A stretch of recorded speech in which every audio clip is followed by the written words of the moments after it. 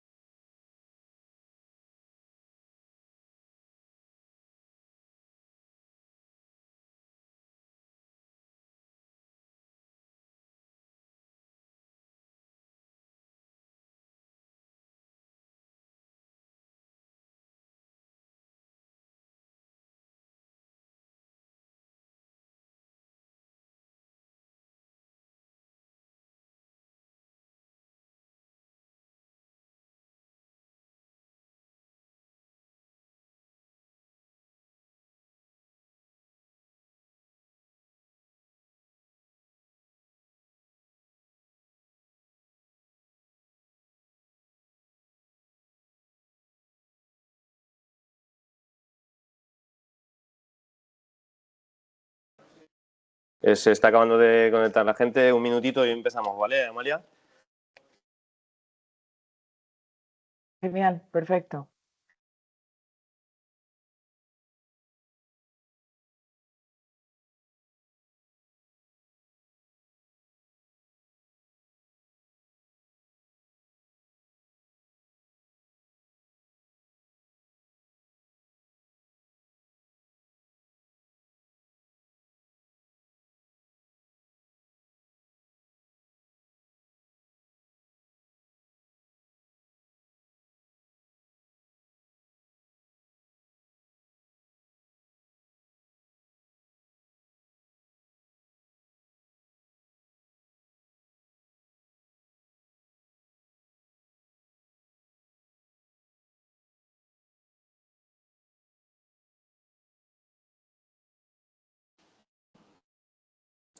Amalia, cuando quieras, ¿no? Comenzamos. Genial. Pues nada, bienvenidos, buenos días a todos y a todas. Bienvenidos al webinar de huella de carbono en relación a la aprobación del nuevo Real Decreto, donde también vamos a abordar la estrategia Net Zero de descarbonización. Yo soy Amalia Lubián Ramos del Centro Tecnológico de la Energía y bueno, antes de darle la entrada a mi compañero Germán Alcaide de Absorbe CO2, deciros que el Centro Tecnológico de la Energía es un centro de investigación referente internacional en materia de energía que cuenta ya con más de 30 años de experiencia y que trabaja en la transferencia de tecnología y conocimiento al tejido empresarial, aumentando la competitividad empresarial a nivel nacional y de la comunidad valenciana. Sin más, le doy paso a mi compañero Germán de Absorbe CO2 y bienvenidos al webinar. Espero que os guste y os resulte interesante. Germán, cuando quieras. Muy bien, Amalia, muchísimas gracias y muchísimas gracias al Instituto Tecnológico de la Energía, institución de la que somos miembros, Absorbe CO2, como yo creo única empresa que se dedica exclusivamente al cálculo y compensación de la huella de carbono. Y como es natural, pues esto es algo realmente nuevo para las empresas, pues tenemos pocos años de existencia, realmente 2 años, ¿no? ¿Y qué es lo que hacemos, no? Pues como os decía, somos una empresa pequeña de la Comunidad Valenciana, que aspira a ser grande, pero que estamos muy focalizados únicamente en lo que es en todo el ciclo de la huella de carbono, desde el cálculo en alcances 1, 2 y 3. El alcance 1 y 2, pues muchas empresas ya lo calculan ellos mismos, lo calculáis vosotros mismos, si no lo podemos hacer nosotros. El alcance 3, como sabéis, que es la línea de proveedores, es cada vez más habitual que obliguen a compensarla y ahí sí que es más costoso, sí que estamos teniendo cada vez más trabajo. Luego, la parte de una vez calculamos la huella, el alcance 1, 2 y 3, nosotros proporcionamos opciones con incluso ingenierías, miembros del instituto, y siempre intentamos apoyarnos en empresas del instituto en eficiencia energética. Si no, pues compensamos la huella con proyectos tanto en España como en el extranjero. Proyectos en España siempre ayudan a conseguir el nivel 3 del sello del MITECO, porque también hacemos el registro en el MITECO de los 3 niveles de calculo, reduzco y finalmente compenso, pero muchas veces si no se quiere compensar en España o no se puede, pues vamos al extranjero y lo hacemos con proyectos internacionales certificados por Verra o Gold Standard, y pues hemos hecho el cálculo y la eliminación de empresas pues, desde IBEX 35 hasta empresas pequeñitas de la Comunidad Valenciana. ¿Qué es lo que nos diferencia también? Y que yo creo que es algo único, que estamos empezando a desarrollar proyectos propios de tanto de carbono verde como carbono azul, y que muchas de las empresas que apoyan a nosotros pues quieren tener, perdóname la expresión, su propio bosquecito, ¿no? Muchas veces eso es realmente complejo, más complejo que compensar fuera, pero que eso estamos empezando a hacerlo también. También deciros que somos la única empresa que tiene un proyecto de carbono azul, el carbono azul con Posidonia. Esto está en Formentera, estamos desarrollando un proyecto con la Fundación Beimarí. La Generalitat Valenciana ya nos ha contactado para probar la metodología también aquí en la Comunidad Valenciana, y si os interesara también conocer más detalles del proyecto de carbono azul, de plantación de Posidonia y los certificados de carbono azul, pues es algo que la verdad es que está de mucha actualidad, que es diferencial y que muchas empresas nos piden. Yo quisiera, nada, con esto daros unas pinceladas, deciros que el martes pues estaré en la asamblea del instituto, y tanto en este webinar como el martes, o por email o por teléfono, estamos en Valencia y estaremos encantados de poder solucionar o atender todas las dudas que podáis tener al respecto.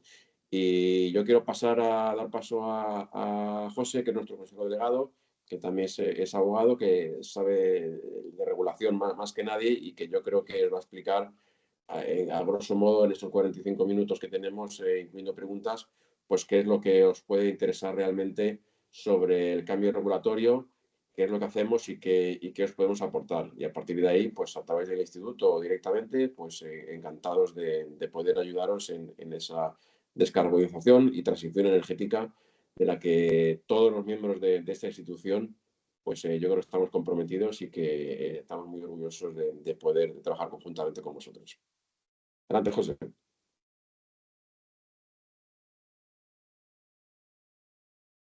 Estás en silencio. Estás en silencio. Bueno, comparto pantalla. Estamos compartiendo pantalla. Vale.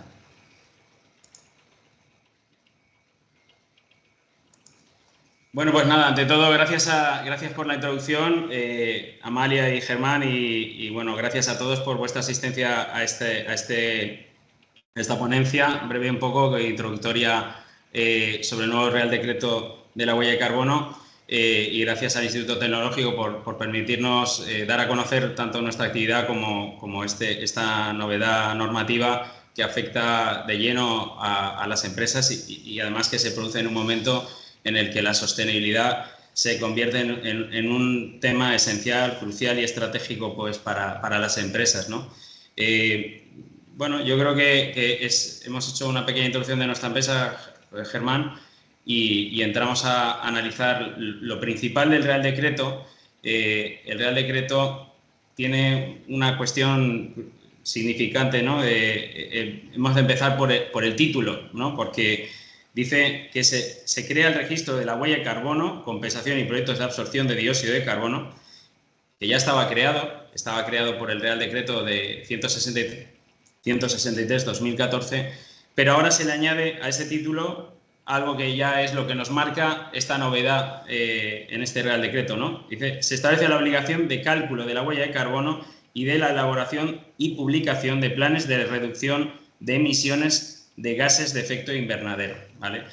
Un título bastante largo, pero ya el propio título ya nos está marcando la novedad del Real Decreto, ¿no? Que es introducir dos elementos esenciales, aunque son tres realmente, que es calcular la huella de carbono y establecer planes de reducción de emisiones.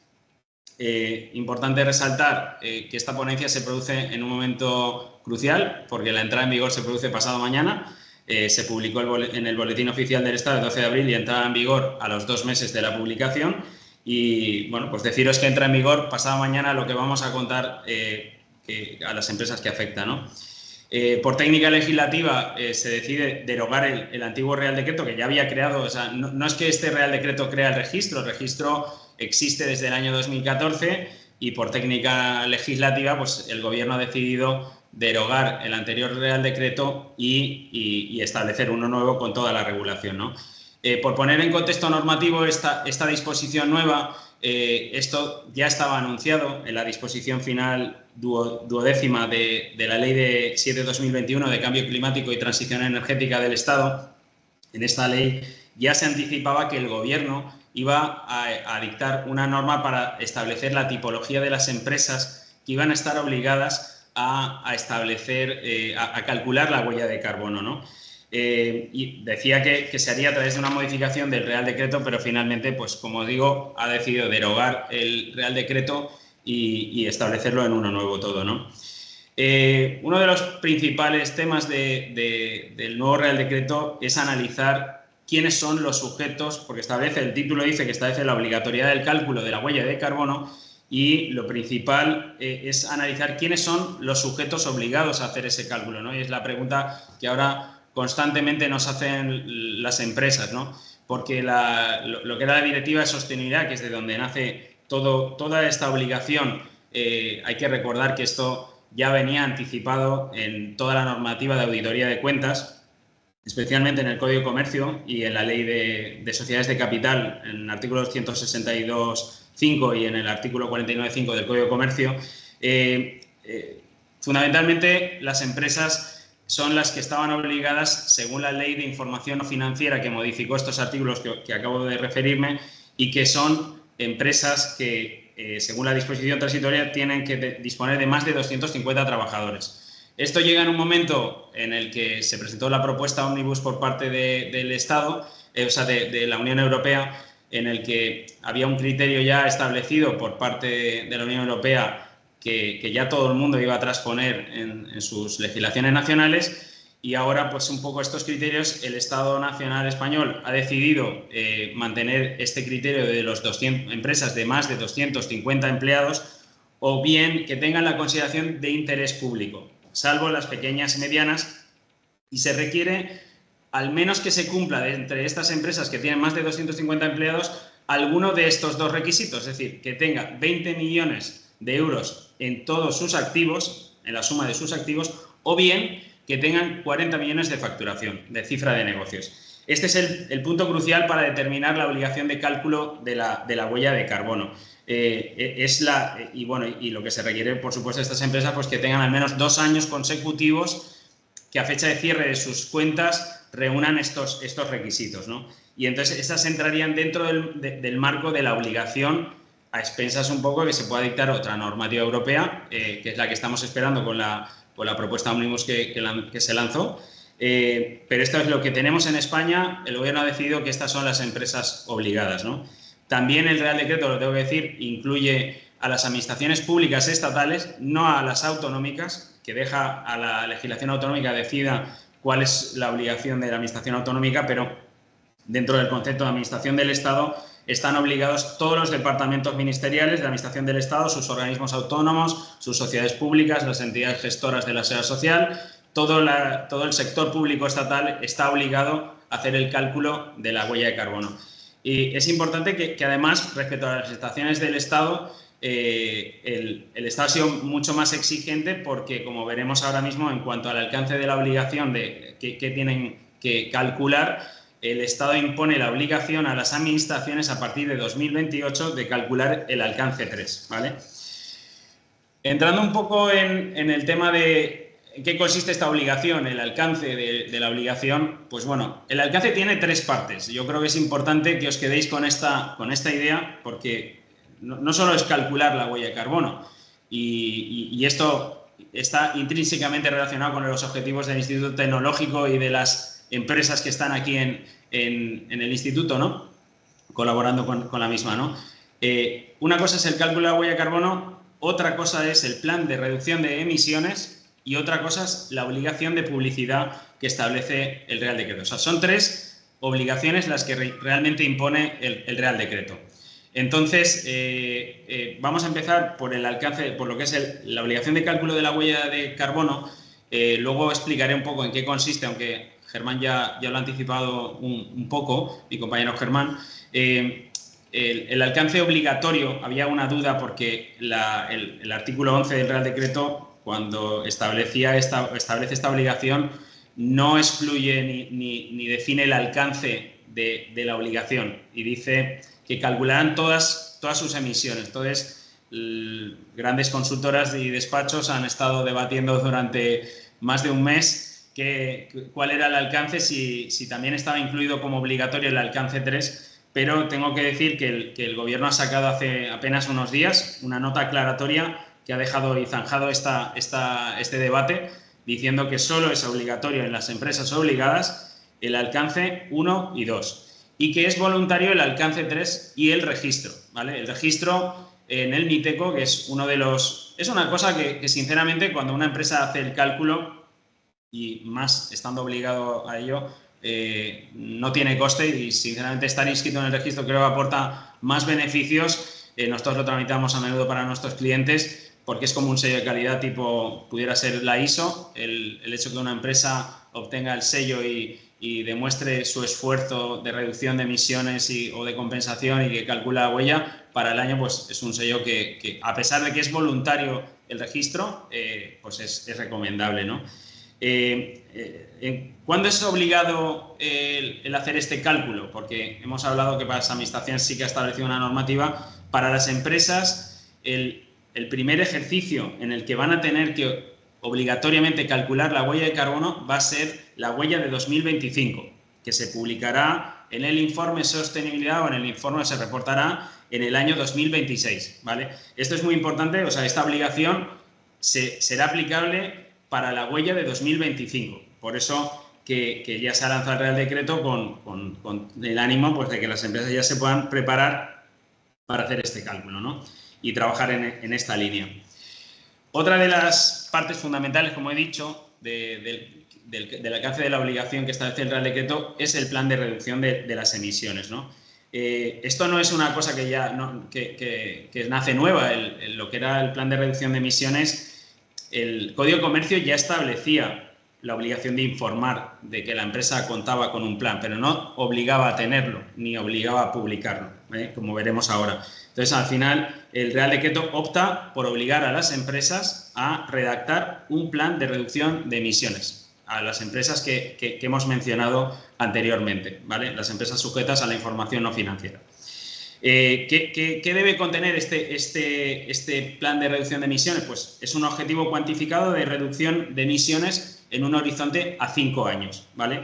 Tiene que ser un plan en el que tú establezcas tanto identifiques los focos de emisión, establezcas los objetivos de reducción, pero además te pide que establezcas las medidas para su consecución. Las medidas concretas que estén alineadas con el Acuerdo de París y el objetivo de la neutralidad climática que establece que se pretende pues, llegar al net cero en el año 2050 y que está en la línea del Reglamento Europeo.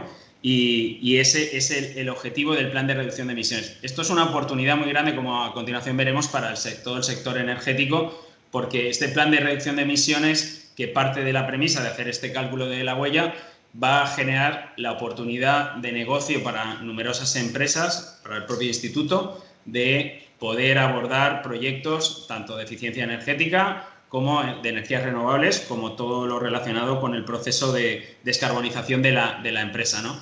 Tengo que deciros que este plan de reducción de emisiones, pues es la palabra que más suena, plan de descarbonización de la empresa, ¿no? Se le ha dado este nombre de plan de reducción de emisiones, pero en la calle su nombre más común es el plan de descarbonización. En cuanto a la entrada en vigor de esta obligación, esta es diferente a la que establece el Real Decreto con el tema del cálculo de la huella, porque ya la disposición transitoria de la Ley de Información No Financiera, la Ley 11/2018, dice que entra en vigor a los 3 años desde la entrada en vigor de la ley, o sea, es decir, entra en vigor el año 2021, con lo cual ya las empresas ya debían informar y ahora lo que tienen que hacer es elaborar este plan de descarbonización. Nosotros estamos colaborando con muchas empresas en este trabajo porque nosotros, este proyecto nace de nuestra actividad en el sector de las energías renovables y del hidrógeno verde. Germán es consejero de una empresa de hidrógeno verde y yo pues he realizado numerosos proyectos de energías renovables y bueno, pues es una de las cuestiones claves de esta obligación que creo que interesa mucho al sector energético, ¿no? Y por último, como alcance de la obligación, hay un punto muy importante que llama mucho la atención, pero que está establecido en el artículo 11.4 del Real Decreto, es la obligación de dar publicidad a el plan de reducción de emisiones y del cálculo de la huella. Dice el Real Decreto que tiene que las empresas, los sujetos obligados, pondrán a disposición del público de forma gratuita y de manera accesible en su portal de Internet la información sobre la huella de carbono y el plan de reducción. Es decir, que todas las empresas no solo deben de hacerlo, calcularlo, publicarlo, tienen de publicar en su página web corporativa durante más de 5 años, al menos 5 años, dice el Real Decreto, porque esto también viene del Código de Comercio. Esta obligación de dar publicidad ya venía en el artículo 49.9 del Código de Comercio. Tienen que dar publicidad a su plan de reducción y al cálculo de la huella. Aquellas que hayan cumplido con el informe de sostenibilidad y lo publiquen en su informe, pues no tienen que hacerlo de forma separada. Con publicar su informe de sostenibilidad ya cumplen con esta obligación. Pero esta obligación de publicidad es muy importante porque no solamente tenemos que hacerlo, sino también tenemos que darlo a conocer y es lo que está provocando que se produzca una cultura hacia la sostenibilidad muy importante, porque todas las empresas entran en competencia y quieren todas apostar por ser las que más descarbonizan en su sector y las que más muestren al resto de la globalidad su compromiso con el medio ambiente, ¿no? Entonces, bueno, luego hay otras novedades importantes en el Real Decreto, no me quiero extender mucho, pero bueno, sí que llama mucho la atención, pues se ha introducido nueva tipología de proyectos de absorción de carbono. El Estado en el registro tiene una sección que es la de proyectos de absorción de carbono. Fundamentalmente ha estado orientada a los proyectos de reforestación, proyectos en síntesis de plantación de árboles que lo que generan es a lo largo del tiempo una absorción de carbono. y lo que hace con este nuevo Real Decreto es abrir la puerta a otro tipo de proyectos de absorción, como son el carbono orgánico, aquel que viene derivado del uso del suelo, del cambio de uso y de la silvicultura y de la agricultura. También se contempla el carbono azul, que hasta el día de hoy pues, no estaba contemplado en la normativa estatal y que va a permitir pues poder generar proyectos de absorción de carbono azul. Nosotros, como Germán ha explicado, ya estamos trabajando más de 1 año y medio en un proyecto de carbono azul y estamos desarrollando nosotros diferentes proyectos de esta tipología, ¿no? Tenemos el problema de la metodología, estamos trabajando a nivel internacional en unas metodologías internacionales, pero estamos intentando que la administración pública, tanto autonómica como la estatal, nos reconozca la metodología, ¿no? Otro aspecto fundamental del nuevo Real Decreto es la regulación de los eventos, las que se producen se generan por eventos o acontecimientos puntuales como congresos, festivales, ferias. Es importante resaltar que ahora en aquellos eventos de más de 1.500 asistentes es obligatorio el cálculo de la huella de carbono con los alcances 1 y 2. Es una obligación, la regulación de los eventos no se hacía anteriormente, no era obligatorio, y lo que se pretende un poco es comprometer a las empresas que organizan estos eventos para que reduzcan su huella de carbono y siempre empezamos con una pequeña obligación para luego ir extendiéndola progresivamente, ¿no? En principio solo se obliga al alcance 1 y 2 en estos grandes eventos. Y bueno, pues es uno de los datos más llamativos de las novedades del Real Decreto. Por otro lado, pues bueno, como novedad también pues se establece una interoperabilidad entre los registros autonómicos. El Estado tiene un registro nacional, pero además abre la puerta a que bueno, cada legislación autonómica pueda tener su registro autonómico, como así ya consta. Baleares tiene su propio registro autonómico, donde ya es obligatorio el cálculo de la huella desde hace años para empresas de más de 50 trabajadores. Lo que se mejora es la interoperabilidad de los registros. Por llamaros la atención a un aspecto aquí interesante, en Valencia tenemos el Registro Valenciano de Iniciativas de Cambio Climático, que se creó en la Ley de Cambio Climático que hizo el gobierno anterior, y recientemente el Decreto Ley de 17-2024 se publicó el final de año, el de 23 de diciembre, establece que aquellas empresas que están obligadas a calcular la huella en el Estado también tienen que hacerlo y inscribirlo en la Comunidad Valenciana. Esto es importante porque ha habido una vinculación de obligaciones entre... O sea, la Comunidad Autónoma no quería imponer ninguna obligación que no naciera de la normativa europea ni del Estado, y entonces pues se optó que cuando fuera obligatorio en el Estado también lo sea en el registro valenciano. Y entonces llamo la atención a este punto, que aquellas empresas obligadas que estéis dentro del marco obligatorio también tenéis que hacerlo en la Comunidad Valenciana, ¿vale? Todavía no hay registro, están trabajando en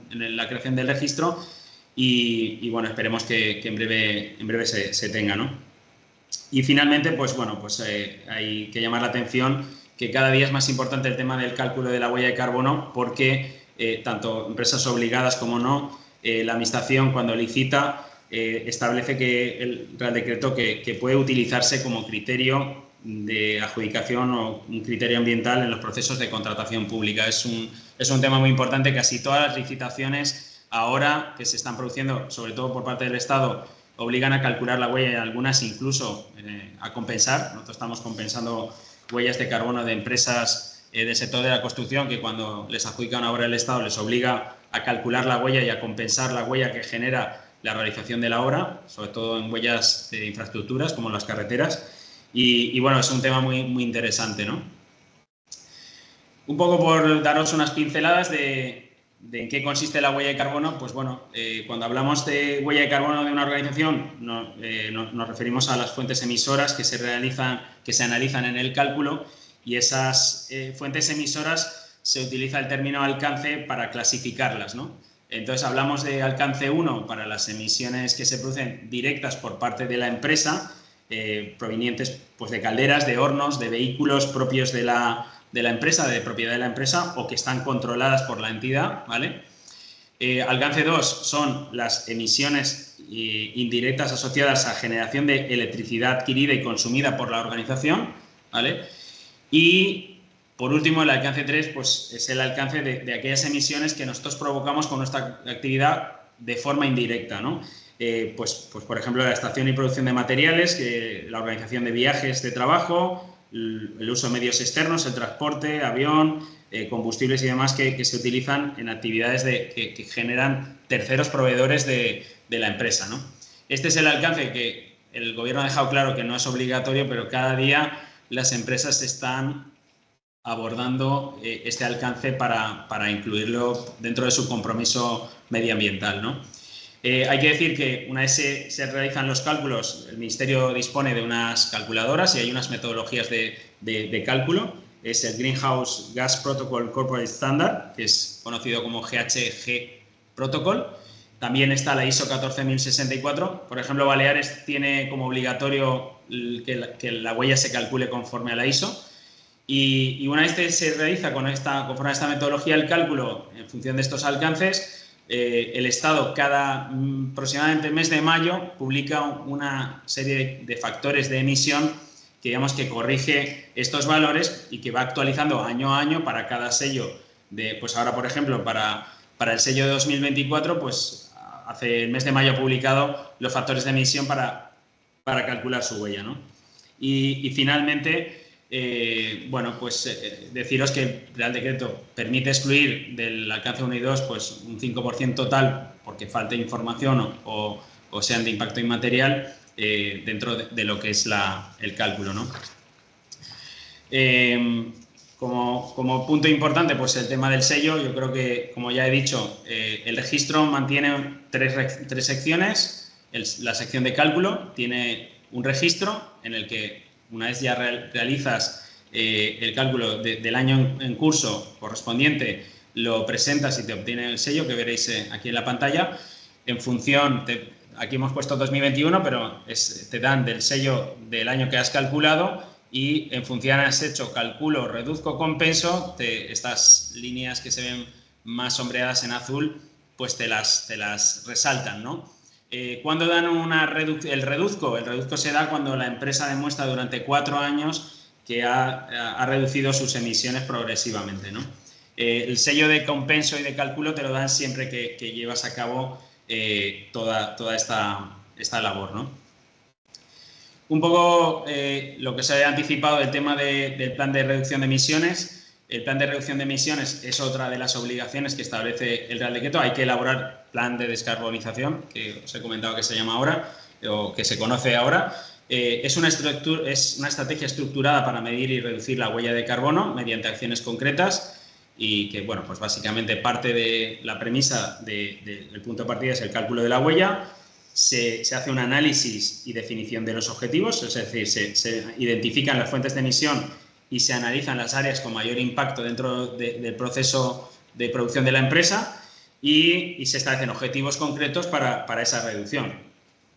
Por ejemplo, nosotros hemos hecho en hoteles, pues uno de los focos son las cocinas, pues van a gas, pues hemos pasado, dentro del plan de reducción se ha propuesto pues pasar a cocinas eléctricas que permite tener un PPA verde y reducir las emisiones considerablemente. Y bueno, pues son medidas concretas. Al final se da una oportunidad para las empresas del sector energético porque se pueden implementar medidas pues, de eficiencia energética, renovables y procesos de todo limpio. Hay que hacer un monitoreo y una evaluación continua de estas reducciones porque cada año habrá que publicar y además ya os he dicho que tiene que estar publicada en la página web de la empresa. Y bueno, pues consideramos que esto es una gran oportunidad para las empresas del sector energético, ¿no? Y que pues tiene ese beneficio de que se van a permitir desarrollar muchos proyectos, ¿no?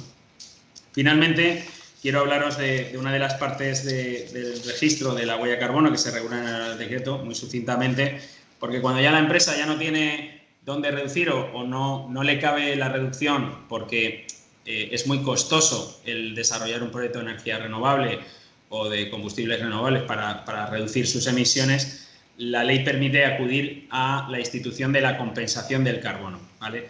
¿Qué es esto de la compensación del carbono? Pues es una forma al final de demostrar que reduces el impacto ambiental adquiriendo en el mercado, desarrollando un proyecto de absorción de carbono, pues que evita que se generen toneladas de carbono, ¿no? Un crédito de carbono equivale a una tonelada de CO2 evitada y fundamentalmente las empresas operan en el mercado voluntario porque es voluntario el adquirir toneladas de carbono y compensar la huella. Si queremos que estén inscritas en el registro nacional, deben ser proyectos internacionales, los proyectos nacionales inscritos en el Ministerio. Si queremos que esté en el informe de sostenibilidad que establece la Unión Europea y la normativa de auditoría de cuentas, podemos acudir a proyectos de registros internacionales donde es mucho más competitivo el precio, ¿no?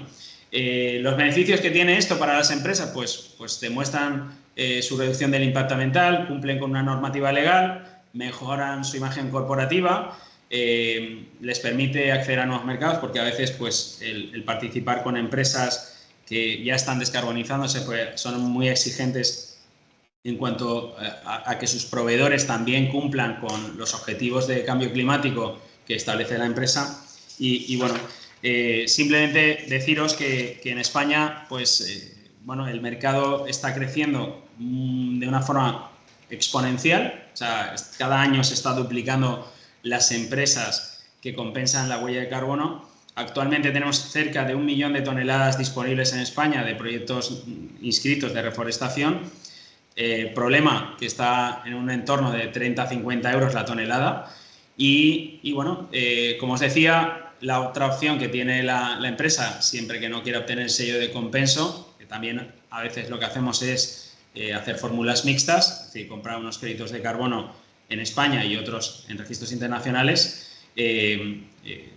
Por simplemente daros una pequeña indicación, en el ámbito internacional existen diversas organizaciones que desarrollan proyectos y que se inscriben en estos registros y que, bueno, pues por un tema de economía, de que son más económicos su desarrollo, cuesta más baratos plantar árboles y realizar las acciones en el ámbito internacional en países como Latinoamérica o África.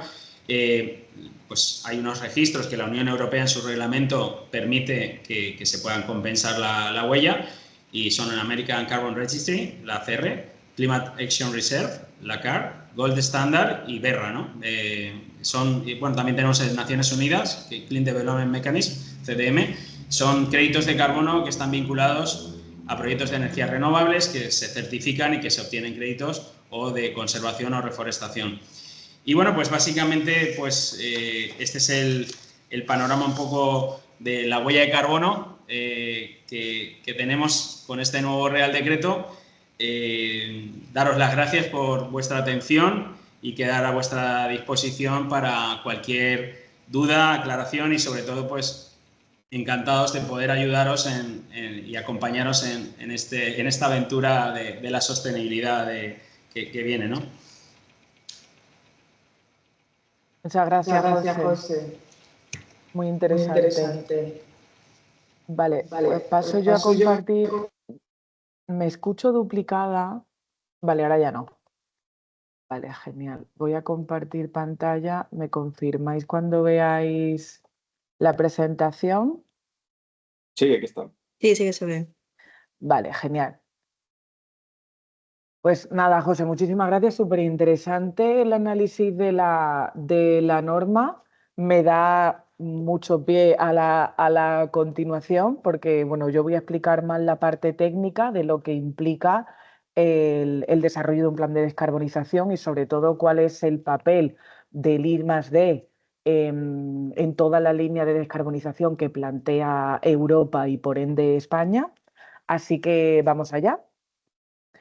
Bueno, el contenido un poco voy a contextualizar, que seguro que lo sabéis, pero bueno, me parecía interesante desentrañar un poco en cuanto a datos climáticos, cuál es lo que justifica la aprobación de un Real Decreto como el que nos acaba de comentar el compañero.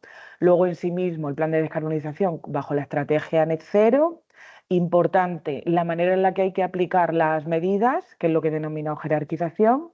Y por último, bueno, pues lo que comentaba, las soluciones sostenibles para avanzar en la estrategia y cómo se ubica el ITE en todas las líneas. Vale, pues empezando un poco por el principio, ¿qué es lo que justifica la aprobación del nuevo Real Decreto y de que paulatinamente Europa y por ende España estén apretando cada vez más a nivel normativo en cuanto a la reducción de emisiones? Pues bueno, empezando por el principio, todo se basa, como seguramente sabéis, en el consumo de energía que sustenta nuestro actual modelo socioeconómico. Entonces, a la izquierda tenéis la evolución desde los 90 hasta 2023 de cuál es el consumo de energía primaria en megatoneladas equivalentes de petróleo en todo el mundo, ¿vale? Es obviamente ascendente y el problema viene cuando las fuentes que proporcionan esa energía vienen principalmente de combustibles fósiles, petróleo y carbón. ¿Qué ocurre cuando quemamos combustibles fósiles? Reacción de combustión de hidrocarburos, generamos CO2 y agua, ambos gases de efecto invernadero. ¿Qué es lo que hace que un gas se comporte como efecto invernadero? Pues que es capaz de retener energía en el espectro infrarrojo en su estructura molecular.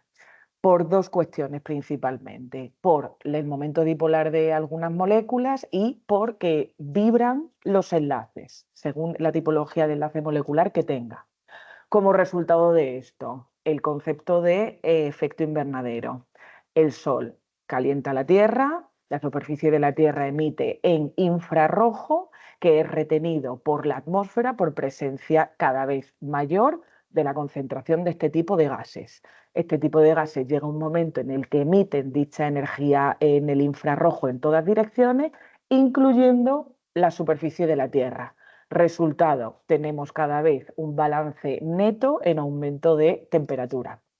¿Cómo sabemos esto? Pues por la famosa curva de Keeling, que es, bueno, aquí tenéis perdón, me sale que la reunión se acaba en 5 minutos, confirmarme que se va a prolongar, por favor. Hola, ¿me escucháis? Sí, en principio no te preocupes. Vale, genial. Bueno, pues continúo. Curva de Keeling, ¿vale? Nos indica la concentración en partes por millón de CO2.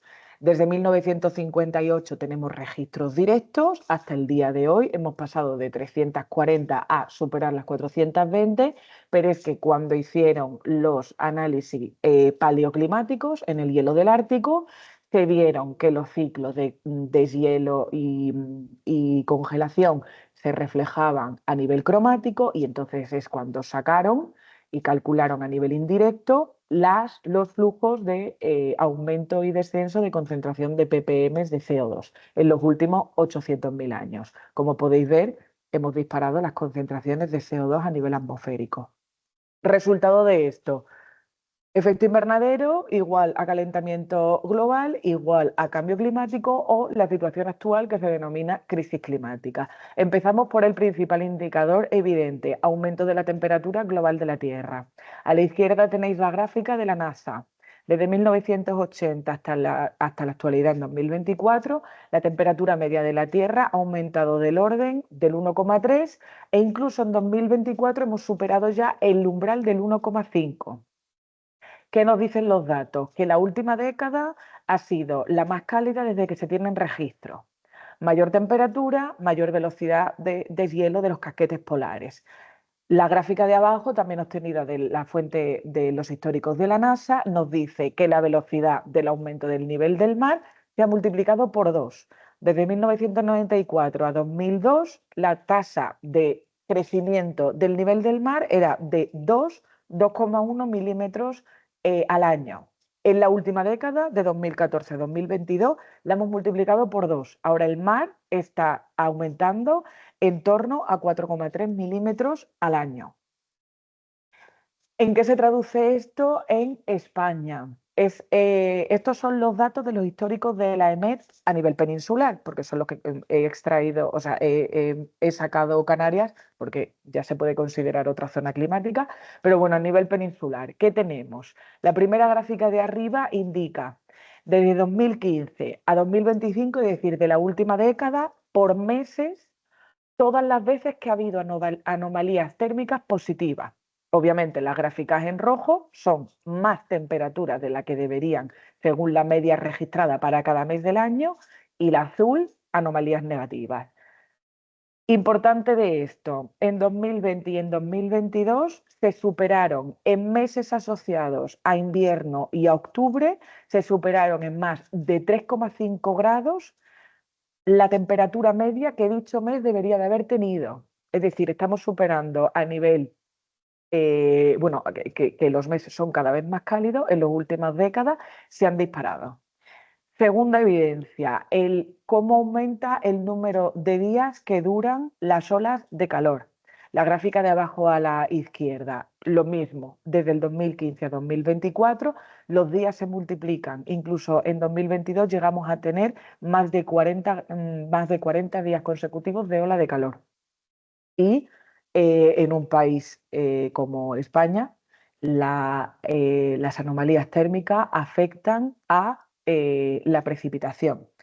Abajo a la derecha tenéis la gráfica que representa en la última década cuáles han sido las anomalías de precipitación, que indica que 10 de cada 15 años ha llovido menos de lo que debería. Incluso en 2017 llegó a llover hasta un 30% menos de lo que debería según los registros.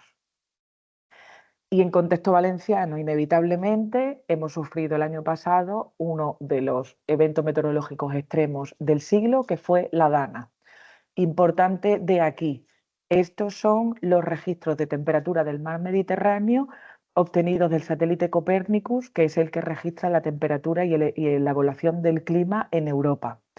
2 meses antes de que ocurriera la Dana, la temperatura del mar Mediterráneo alcanzó el récord histórico de 28,45 grados por encima de la media. La media, como observáis ahí, está en torno a 26-27 grados. Se llegaron a alcanzar más de 2 grados por encima de la media histórica. Consecuencia de esto, la histórica gota fría, debido al flujo de aire frío que venía del norte, colisionó con esta masa de aire caliente que había almacenado una gran cantidad de humedad. Hubieron precipitaciones históricas y eso, combinado con un componente de viento que venía del mar hacia la península, hizo que el tren de tormentas se concentrase en una zona, aumentando e incrementando los destrozos y el desastre medioambiental y social que ocurrió.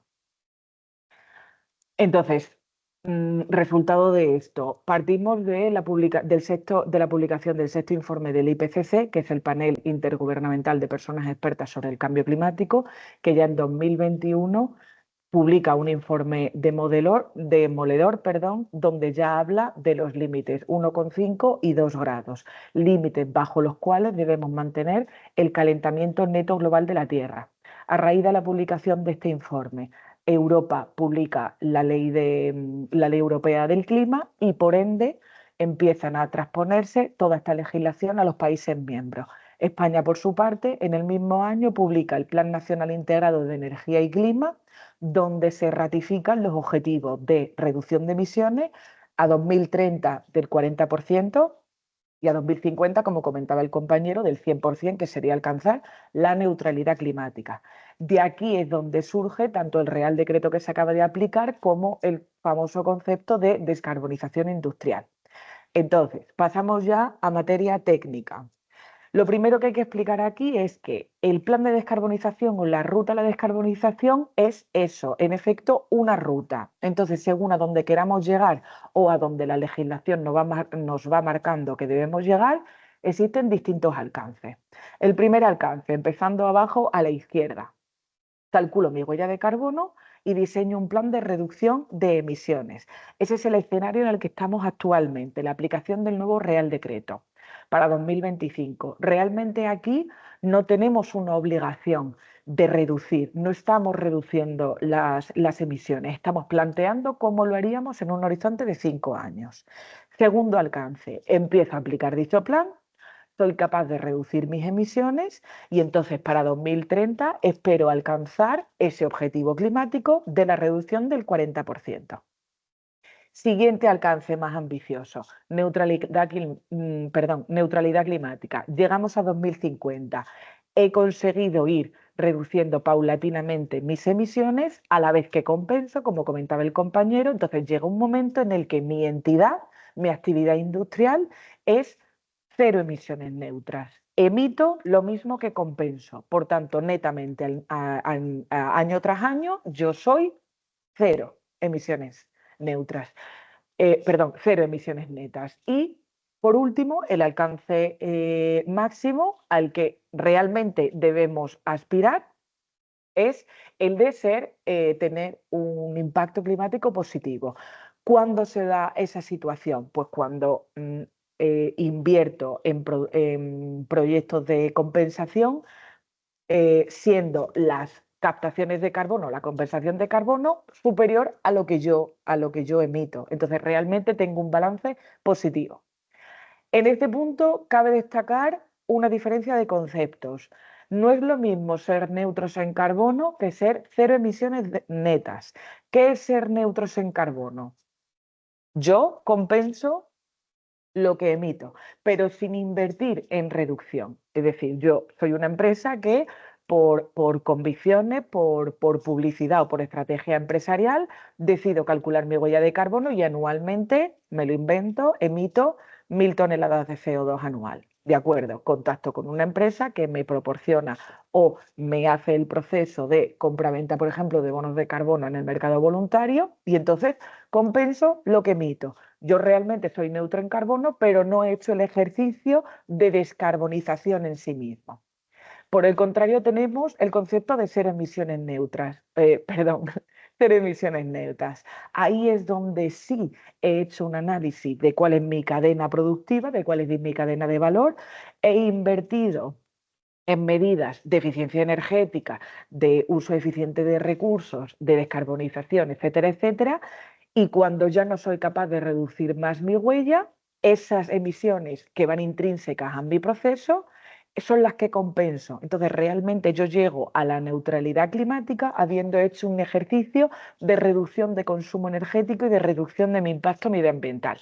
Eso es a donde queremos aspirar. ¿De acuerdo? Entonces, ya cuáles son los pasos que realmente tenemos que seguir para diseñar un plan de reducción de emisiones o sinónimo descarbonización industrial, como comentaba el compañero. Primero de todo, tengo que hacer una caracterización energética y medioambiental de mi actividad para diseñar y tener identificado mi línea base energética y mi línea base en cuanto a emisiones de mi año de referencia.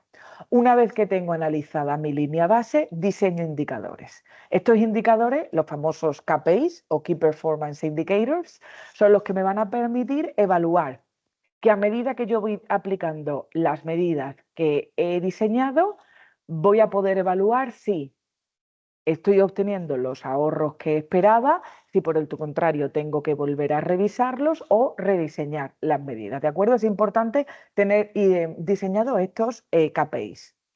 Tercer paso, como comentaba el compañero, identifico consumos críticos porque son los primeros que voy a abordar. Cuarto, ya empiezo a diseñar mis medidas ad hoc basadas en la eficiencia energética, en la reducción de consumo energético, es decir, reducción de demanda de electricidad y de energía térmica, también procesos de electrificación y, en consecuencia, procesos en los que voy descarbonizando mis actividades. Defino y diseño los porcentajes de ahorro a los que quiero llegar en base a objetivos climáticos basados en la ciencia, lo que comentaba, 2030 40% y 2050 neutralidad climática. Y entonces empiezo a hacer un estudio de cálculo de viabilidad técnica y económica de cada una de las medidas, cruzando datos de ahorro, de potencial de ahorro energético, potencial de ahorro en emisiones, son sinónimos en este caso, en algunos casos, con cálculo de viabilidad técnico-económica, empiezo a aplicar las medidas de manera jerarquizada. En esto haré hincapié en la siguiente diapositiva porque es importante la medida en la que voy, el orden en el que voy aplicando cada una de las medidas. Sexto paso. Voy rápido que me estoy enrollando. Octavo paso. voy aplicando cada una de las medidas de mi plan a medida que verifico mediante la medición y evaluación de los KPIs. Y consecuentemente voy repitiendo el paso 7 y 8, es decir, sigo aplicando las medidas hasta que obtengo o alcanzo los objetivos de descarbonización que me he marcado. Paralelamente, como comentaba el compañero, la ley permite invertir en proyectos de compensación que vayan reduciendo tu huella, pero bueno, el objetivo realmente es que no me planteé, o bueno, me planteé el escenario de compensación cuando ya he conseguido reducir mis emisiones en el proceso. ¿Por qué? Insistimos mucho en esto. Cualquier medida de eficiencia energética conlleva o implica un ahorro en gasto económico energético en factura. Por tanto, hay que hacer hincapié en aplicar medidas de eficiencia energética antes de invertir en proyectos de compensación, aunque por supuesto comparto la idea de que son esenciales y necesarios y se puede hacer de manera paralela. Especial hincapié en la manera en la que aplicamos la medida, la famosa jerarquización. Es importante que el plan de medidas de reducción de emisiones se aplique bajo el concepto de política europea, primero la eficiencia energética. ¿Por qué? Si aplicamos medidas, por ejemplo, de generación de energía renovable, sin que previamente haya habido un análisis de la demanda energética, donde se hayan aplicado medidas de reducción de la misma y, por ejemplo, también aplicar medidas, por ejemplo, de desplazamiento de consumos energéticos a horas de sol, la realidad es que siempre vamos a tener una instalación fotovoltaica, por ejemplo, de generación renovable fotovoltaica, con una potencia superior a la que necesitamos. Y difícilmente vamos a ser capaces de cubrir consumos, por tanto, difícilmente vamos a alcanzar los objetivos de reducción de emisiones que buscamos. Por eso es importante, primero, aplicar paquetes de reducción de reducción de demanda energética, tanto eléctrica como térmica. Segundo, aplicar medidas que conlleven una actualización de las tecnologías a su versión más eficiente. Unas serán más baratas, ejemplo, cambio de luminarias de fluorescente a LED, esa es la típica medida de actualización de equipos. Otras serán más caras, por ejemplo, una electrificación de una caldera. Y por último, cuando ya he conseguido reducir al máximo mi demanda energética, ahí sí voy a procurar que la energía que consuma sea de origen renovable. Hay que tener en cuenta y debe quedar muy claro que la base de la descarbonización es la reducción del consumo energético, no prioritariamente el consumo de energía renovable. Porque hay algo muy claro y es que, a efecto, o sea, un ejemplo que pongo siempre, no hay suficiente litio en la superficie terrestre, litio no hay suficiente silicio en la superficie terrestre como para que actualmente podamos suplir el consumo, por ejemplo, de energía eléctrica por generación fotovoltaica. Entonces, primero tenemos que hacer un esfuerzo y un ejercicio de reducción de consumo energético y así, como comentaba, finalmente, aquella energía que se vaya a consumir sí o sí, que sea de origen renovable. ¿De acuerdo? Bien, finalmente, ¿cuál es el papel del I+D+I en la descarbonización? Pues la estrategia de descarbonización a largo plazo 2050 publicada por el MITECO tiene una ruta muy clara donde evidencia que el I+D va a ser clave en una serie de líneas estratégicas que abordan la descarbonización del sector industrial. Entonces, ¿qué nos dice el PNIEC y qué nos dice el MITECO en su estrategia? Dice que la aplicación del plan hasta 2030 prevé una reducción del 14% de las emisiones, donde asociada a actuaciones centradas en eficiencia energética y en usos de energías renovables. ¿Cuál es la realidad actualmente? No existe una alternativa de tecnología descarbonizada para todas las tecnologías industriales que existen, sobre todo en materia de generación de calor y de consumo de energía térmica. Ahí es donde tiene un papel fundamental el I+D. ¿Y qué es lo que lleva ITE a cabo en sus líneas? Aquí os he reflejado, a modo de ejemplo, algunos de los proyectos, obviamente hay muchos más, algunos de los proyectos que llevamos a cabo que se alinean directamente con las líneas estratégicas que plantea el PNIEC en cuanto a descarbonización del sector industrial. Entonces, ¿qué tenemos? Que, por ejemplo, en eficiencia energética tenemos amplia experiencia en el desarrollo de gemelos digitales orientados a la eficiencia energética de proceso, optimización de proceso, uso eficiente de recursos en un entorno virtual, lo que te permite plantear escenarios futuros sin necesidad de implementar en un ambiente o en un escenario real las medidas que planteas, sino que puedes hacer una estimación en un entorno virtual de cuáles serían dichos ahorros y jugar con las medidas que se proponen. Por ejemplo, en entorno de materias primas y en economía circular tenemos muchos proyectos de revalorización de residuos, sobre todo relacionados con la reutilización y la reciclabilidad de baterías de litio. Por supuesto, en la estrategia de descarbonización, donde se contemplan nuevos vectores energéticos, toda nuestra línea de hidrógeno verde, tenemos proyectos en los que se pretende implementar el hidrógeno ya como un vector real a nivel industrial que sea una alternativa del combustible, por ejemplo, actualmente el gas natural. Un ejemplo de ellos, el proyecto New Bunker, que pretende introducir el hidrógeno y el amoníaco en el sector de la navegación. En cuanto a las líneas de tecnología descarbonizadas que tenemos, por ejemplo, el proyecto de Caterm, que directamente es una plataforma que te propone tecnologías descarbonizadas de generación de energía térmica. Otro proyecto también, que es el proyecto europeo Electra, donde llevamos a cabo un proceso de descontaminación de agua completamente descarbonizado, pero es que además tenemos el beneficio colateral de que se genera hidrógeno verde en el propio proceso. Y, por ejemplo, también en las líneas estratégicas de energía renovable y comunidades energéticas, pues tenemos el proyecto Life Turbines, que es un proyecto que pretende generar energía renovable en entornos urbanos que se consuma en las propias ciudades, aumentando la sostenibilidad, incrementando la sostenibilidad de las urbes. Y bueno, os invito, aquí por supuesto no están todos, os invito a visitar la página web de Elite, donde tenéis todo el catálogo de los proyectos que se han llevado a cabo y que se están llevando a cabo ahora mismo en materia de descarbonización. Y sin más, pues muchas gracias por su atención y por supuesto cualquier pregunta. Ahora creo que se abrirá el turno de preguntas. Estaré pues obviamente abierta a responderlas y muchas gracias por su atención y espero que le haya resultado interesante.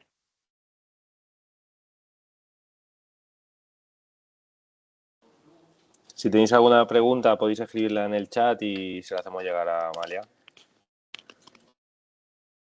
O a Germán o como queráis.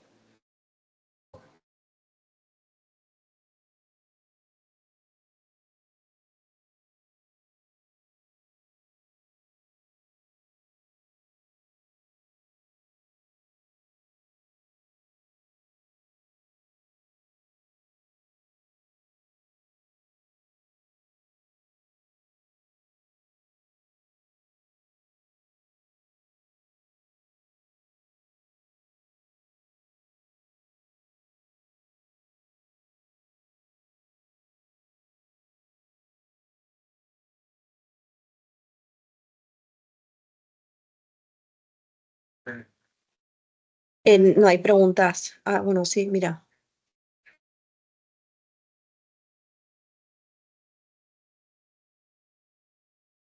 Sí, creo que está para José. Es sobre... Sí.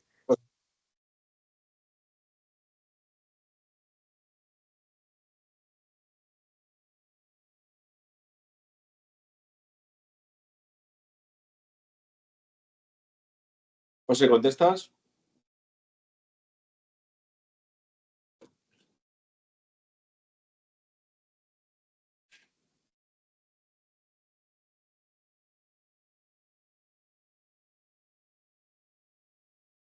Si no contesto yo de todas formas, independientemente de que Pepe pueda daros una respuesta más técnica, por supuesto, cualquier empresa está en el mercado voluntario y por lo tanto la norma exige a más empleados, ¿no? Más de 50 empleados, menos, por supuesto, no es obligatorio.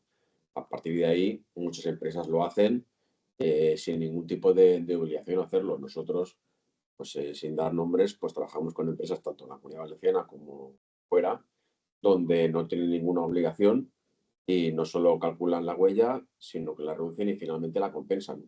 Empresas del sector del transporte de venta de agua a las casas, por ejemplo, ¿no? que las podemos ver por la Comunidad Valenciana y por toda España. Son empresas muy comprometidas con la sostenibilidad y por lo tanto, no siendo obligatorio para ellos, pues lo hacen. O sea que hay de todo, porque al final yo creo de lo que se trata es de poder estar preparados para cuando esto sea obligatorio y perdóname la expresión, no nos pille el toro, ¿no? Porque muchas empresas, pues tenemos otra empresa, por ejemplo, que no está obligatorio, pero no es obligatorio, pero que va a ser obligatorio el año que viene, tiene una huella de 150.000 toneladas y han compensado cero. Entonces ahora pues tenemos problemas para poder implementarlo y encajarlo en sus presupuestos, por supuesto.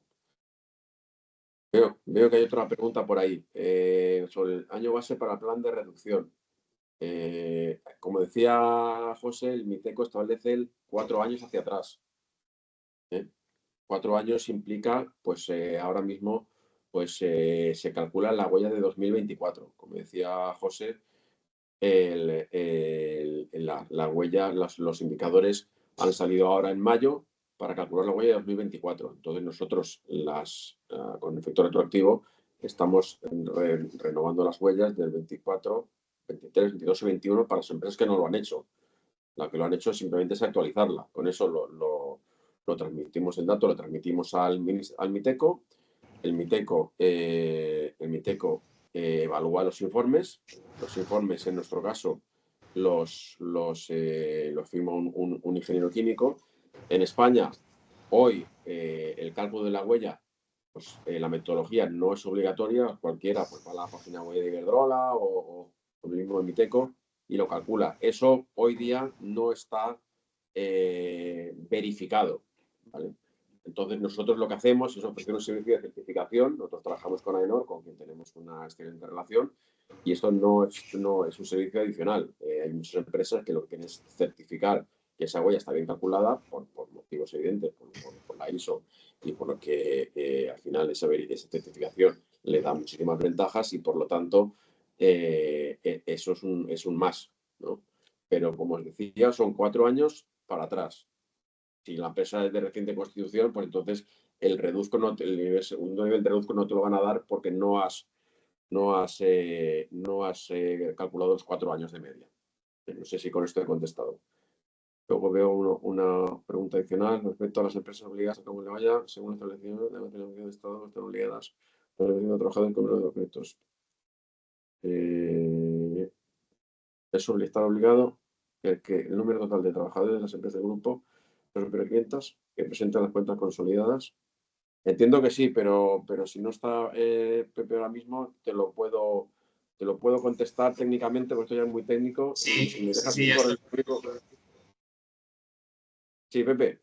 Ya estoy, es que no se conectaba el micro y la cámara, disculpar.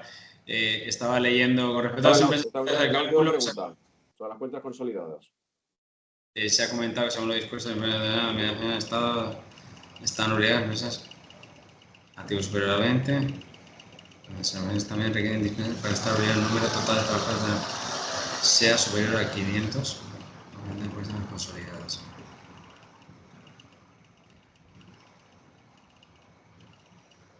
Si consolidas cuentas, obviamente la misma obligación nace de la matriz que de las demás. O sea, al final es el disponer de los 250 trabajadores, no de los 500, ¿no?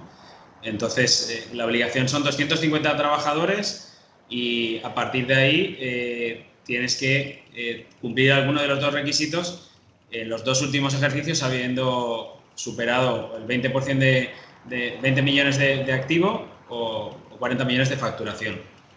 Si consolidas y consolidando subes, cumples con esos requisitos, también estás obligado, claro.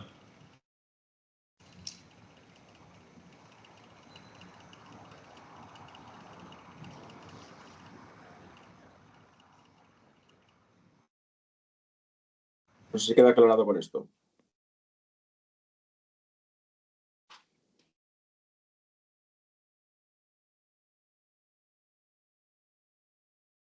Pues, ¿estaría obligada a la empresa o todas las del grupo? No, todas las del grupo, entiendo yo. Todo el grupo. Si consolidando cumplen, tiene que hacerlo el grupo entero.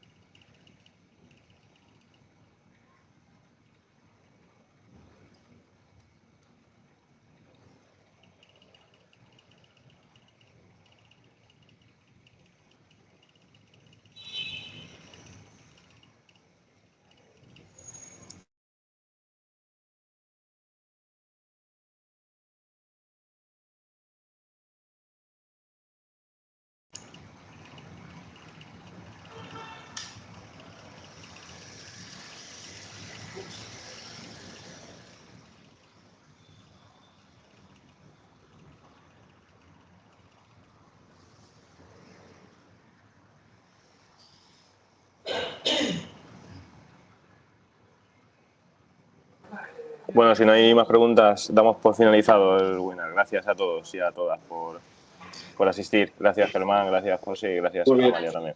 Muchas Muchas gracias. y Gracias a estamos a vuestra vosotros. disposición. Hasta luego.